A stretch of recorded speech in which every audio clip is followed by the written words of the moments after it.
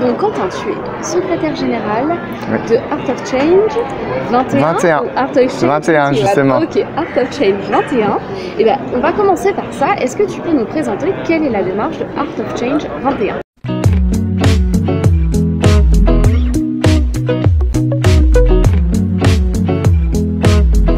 Alors Art of Change 21, du coup le 21 parce qu'Art of Change a été créé dans l'optique de la COP21, donc en 2014.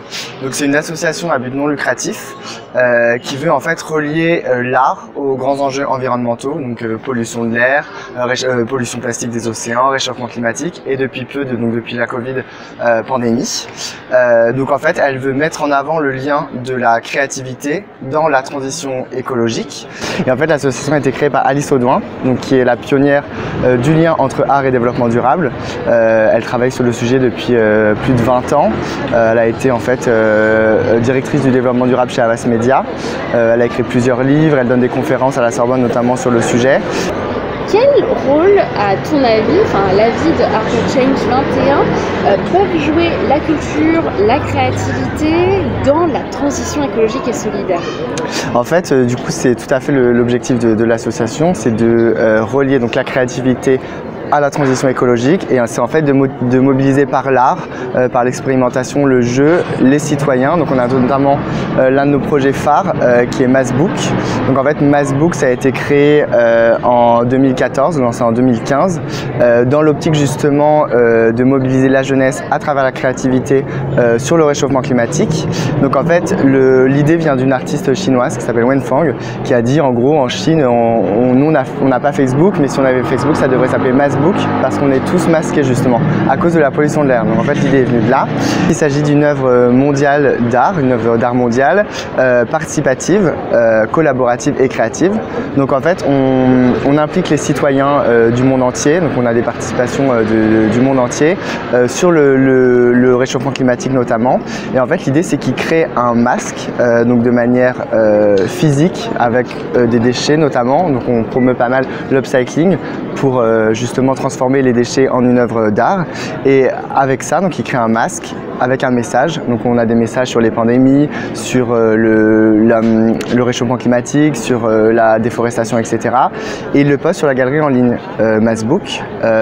Et ensuite nous on fait au travers de ça la promotion. Donc on organise des expositions, notamment Massbook, pour justement mobiliser la jeunesse à travers la créativité. Donc ça c'est l'un des projets d'Art of Change. Mais en fait tous les projets reprennent cette idée de mobiliser à travers l'art la population. Tu parlais des entrepreneurs, notamment sociaux. Oui. Comment ils sont associés eux en plus? Alors justement, ça c'est un autre projet d'Art of Change 21. Donc ça c'est l'un des projets phares aussi. Donc ce qu'on appelle le conclave des 21. Donc le conclave des 21, toujours reprenant donc le nom de l'asso, c'est une initiative qui est lancée donc tous les 3 ans. C'est 2 jours de huis clos qui regroupent 21 justement entrepreneurs sociaux, des jeunes impliqués dans la transition écologique et des artistes. Et en fait pendant ces 2 jours, donc c'est animé par l'association notamment Alice Audouin, et pendant ces 2 jours en fait ils mettent au point des initiatives qui lient le jeu, l'expérimentation, la créativité et le développement durable. Et ensuite ces initiatives sont lancées par Art of Change 21, notamment Massbook, c'était lors d'un conclave que l'idée est née. Il y a aussi Care Game. Donc Care Game c'est un outil ludique en ligne à destination des particuliers, où les particuliers à travers le jeu, donc c'est pour ça que le jeu est aussi important, font tourner une roue et la roue leur indique des actions faciles à mettre en place pour réduire leur empreinte carbone. Et donc ça a été mis au point notamment avec des entrepreneurs sociaux lors du conclave des 21. Combien de gens ont été touchés? Avec combien d'artistes vous avez collaboré? Combien d'entrepreneurs? Est-ce qu'en quelques chiffres, tu peux nous dire ce qu'a fait Art of Change? Ça tombe bien, j'ai quelques chiffres en tête. On a plus de, je pense, 6000 participants Massbook. Grâce à Care Game, j'en parlais à l'instant, on a 9000 tonnes de CO2 économisées grâce à l'appli. En fait, si on va sur le site, on voit le nombre de participants et du coup les actions qu'ils ont mis en place pour réduire leur empreinte carbone. On a plus de 20 artistes artistes, on a collaboré avec plus de 20 artistes internationaux contemporains. Je crois, sans me tromper, qu'on a organisé plus de 200 ateliers Massbook. En fait, on organise, à la fois on a Massbook, donc les gens nous envoient des masques qu'ils créent eux-mêmes chez eux, et à la fois on organise, c'est un des volets d'action du projet, on organise des ateliers Massbook, donc soit en collaboration avec nous, soit nous qui leur donnons des indications, et donc les personnes organisent leurs propres ateliers grâce à un tutoriel qu'on leur envoie. Donc c'est les grands chiffres auxquels je pense. Voilà. Sur la dimension internationale qui est hyper importante pour Art of Change, est-ce que tu peux nous parler de cette dimension, comment elle se concrétise notamment via la participation de citoyens donc, du monde entier, donc notamment le projet Massbook. Les artistes et entrepreneurs sociaux du Conclave des 21 justement viennent tous de, je crois notamment celui de 2014, de 12 pays différents. On noue des partenariats aussi avec des zones géographiques, donc notamment des musées, des organisations culturelles dans des pays du monde. Par exemple, on a un partenariat avec un musée au Mexique, avec une organisation créative à but non lucratif au Japon. Donc en fait, on noue tous ces partenariats pour justement étendre l'influence d'Art of Change 21 et porter le message dans le monde entier en fait.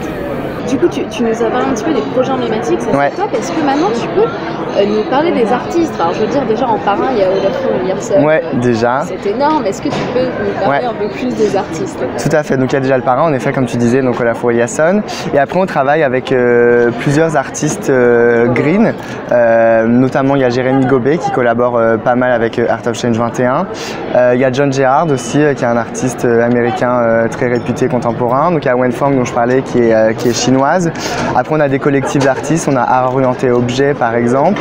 On collabore avec eux à la fois dans le cadre, notamment, je vais en parler plus tard peut-être, mais d'Impact Art News. Donc c'est une lettre d'info qui est créée par l'ASSO et rédigée par l'ASSO, où notamment on interviewe des artistes green. Chaque numéro collabore avec un artiste green qui nous parle de son projet. Et donc ces artistes font partie de notre écosystème et on collabore avec eux lors des projets, notamment Conclave des 21 aussi, où ils sont invités. En quoi Art of Change 21 c'est accessible? C'est une bonne question. On peut reprocher à l'art souvent d'être élitiste, mais chez Art of Change justement on met un point d'honneur à faire collaborer les différents secteurs, au même titre que les artistes d'ailleurs dont je parlais, qui eux collaborent par exemple avec la science, la technologie, etc. Donc en fait pour nous le changement doit venir grâce à une coalition d'acteurs dont l'art doit faire partie, puisque l'art a un peu le rôle de précurseur généralement dans la société. Donc en fait il doit assumer ce rôle de précurseur dans la transition écologique, mais pour ça il ne pourra pas le faire tout seul, il faudra qu'il le fasse avec notamment la jeunesse. Très important pour nous chez Art of Change 21, le rôle de la jeunesse qui est de plus en plus concernée par les enjeux environnementaux. Comment font les artistes pour ne pas trop polluer? On sait que les expositions ça peut être méga polluant parce qu'il faut faire venir des œuvres de partout dans le monde. Exact. Les artistes se déplacent seulement pour une en avion, etc. Très bonne question justement.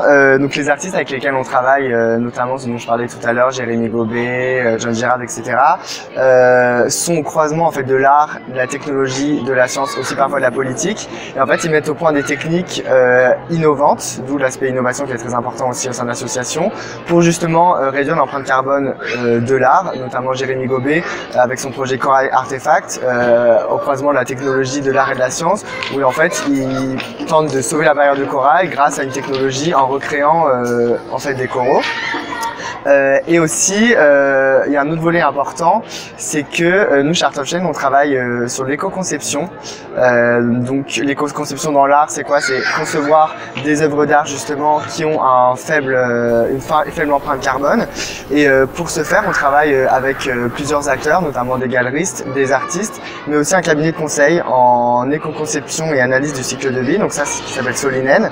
Et on va notamment lancer un guide d'éco-conception pour l'art contemporain, donc ce qui répond à ta question, pour les artistes justement qui ne savent pas comment réduire l'empreinte carbone, avec par exemple quelle peinture utiliser, comment faire pour qu'une exposition soit la moins polluante possible, comment démonter une œuvre, comment la conserver. Donc on abordera toutes ces questions questions.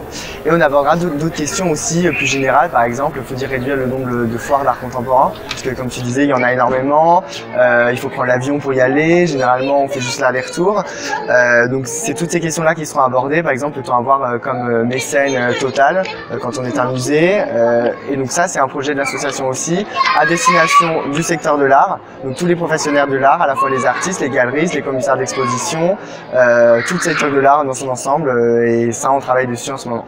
Quelle va être la place de l'art dans le monde d'après, ce fameux monde d'après, quelle va être la place de l'art dans celui-ci? Là justement, nous, chez Art of Change, on veut que l'art occupe une place de choix dans le monde d'après, puisque l'art en fait a toujours eu un rôle, comme je le disais, de précurseur dans la société.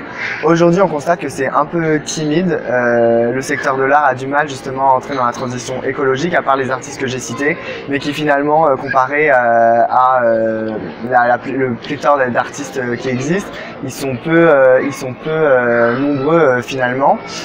Donc nous, on veut que l'art soit justement là avant tout le monde pour faire bouger les choses, faire bouger les mentalités, parce que c'est après tout son rôle premier. Donc on espère, de toute façon il n'y aura pas beaucoup de choix dans quelques années.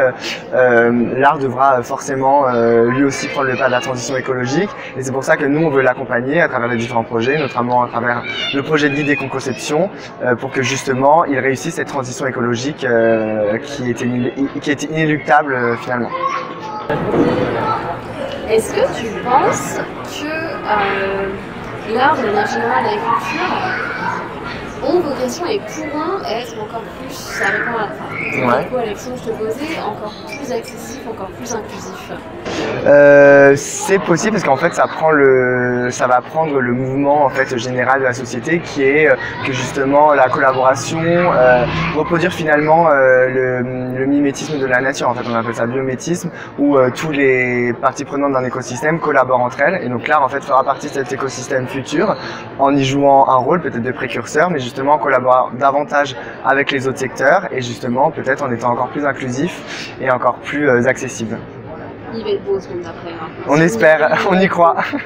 Selon toi, qu'est-ce que ça veut dire se cultiver et se divertir? Pas la même chose. Alors on peut se cultiver en se divertissant, peut-être pas l'inverse, mais pour moi se cultiver en fait c'est s'ouvrir déjà au monde, c'est s'intéresser, être curieux, lire beaucoup, je me rapporte à l'art mais faire des expositions notamment, donc on voit d'ailleurs que les choses changent, puisque à Paris notamment il y a pas mal d'expositions en ce moment sur le thème de l'environnement, notamment Notre Monde Brûle au Palais de Tokyo.